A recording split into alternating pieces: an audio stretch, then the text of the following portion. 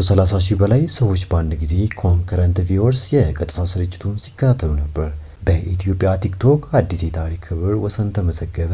በቅርቡ ከእስር የተፈታው ታዋቂው የሶሻል ሚዲያ ተጠቃሚ ጆን ዳንኤል እና ጓደኞቹ አሁን በቲክቶክ ያደረጉት የቀጥታ ስርጭት ላይቭ የኢትዮጵያን የቲክቶክ ታሪክ የቀየረ ሆኖ አልፏል።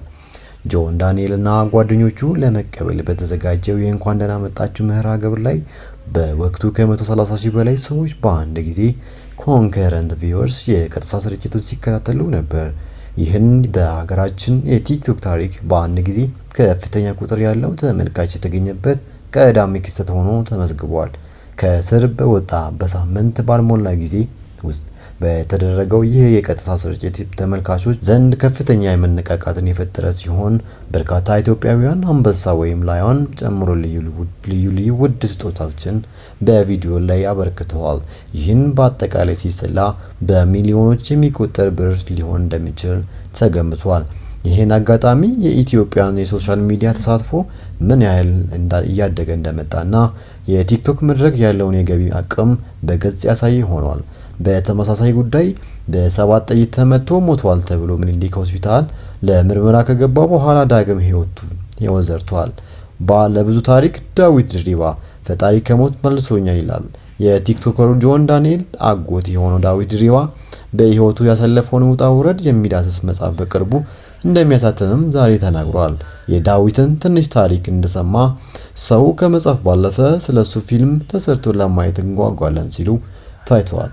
ጆን ዳንኤል ለመጀመሪያ ጊዜ በቲክቶክ የኢትዮጵያን ሪከርድ ሰብሮታል። በ20 ደቂቃ ውስጥ ብቻ ላይቭ በገባ እንደምትመለከቱት ከ100,000 ሰው በላይ ቁጭ ብሎ ሲመለከት ነበር። በዚህም በኢትዮጵያ ለመጀመሪያ ጊዜ ታይቶ በማይታወቅ ሁኔታ ጆን ዳንኤል የኢትዮጵያን ሪከርድ ገና ከመምጣቱ ሰብሮታል።